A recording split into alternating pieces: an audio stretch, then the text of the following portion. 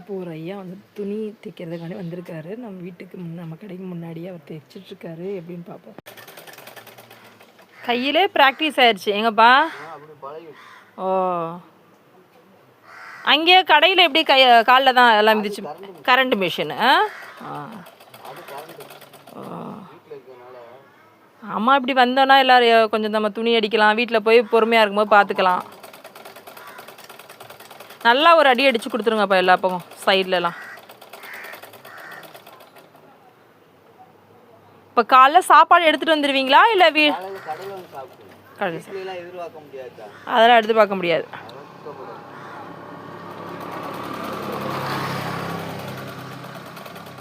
என்ன கடை சாப்பாடு ஒத்துக்காது. ஓ, வீட்டில் அம்மா இருக்கு சமைச்சு வைப்பாங்களா? சரி சரி சரி. வரும்போது வீட்டில் ஒரு சவுண்டு விட்டுட்டு வாங்க. இங்கே இல்லைன்னா வீட்டுக்கு வந்து பார்த்துட்டு வாங்க. எடுத்து வைக்கிறேன் துணி. யாருக்கோ கொடுக்குறதுக்கு நீங்கள் வீட்டு வாசலில் வரீங்க.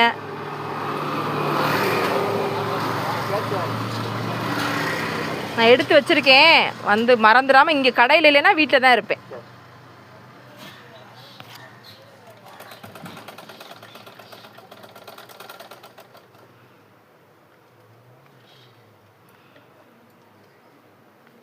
ஒரு நாள் விட்டு ஒரு நாள் வரீங்களா?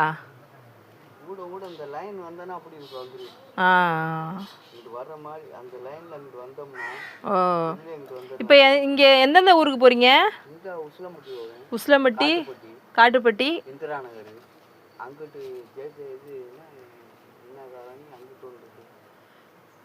நேரு நகரா, புதுவளவு. இதுக்கு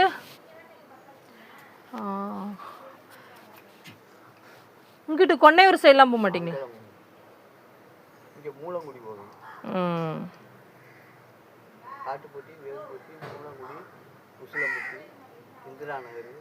துவார் போகலாமே. துவார் போனீங்கன்னா 8 மணிக்குள்ள போகணும் காலையில். ஆனால் அங்கிட்டலாம் நிறைய வீடுகள் நிறையா. நீங்கள் முதல்ல ஒரு நாள் 2 நாள் போகும்போது அப்படி தான் இருக்கும். போகும்போது அத்தா எடுத்து வைங்கன்னா மறுவாரம் போகும்போது எடுத்து வச்சுருப்பாங்க. தொடர்ந்து நீங்கள் துவாருக்குலாம் எப்படி ஒரு 150-200 வீடு இருக்குது. அங்கிட்டு பிடிச்சிட்டிங்கன்னா உங்களுக்கு கொஞ்சம் ஒரு இடத்துல ஒரு ஏரியாவிலே கூட்டமாக இருக்கும் வீடு.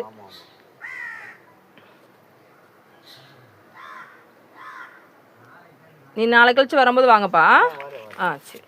வயசுக்கு அவங்க பாருங்கள் எப்படி வந்து தைச்சி கொடுக்குறாங்கன்னு. ரொம்ப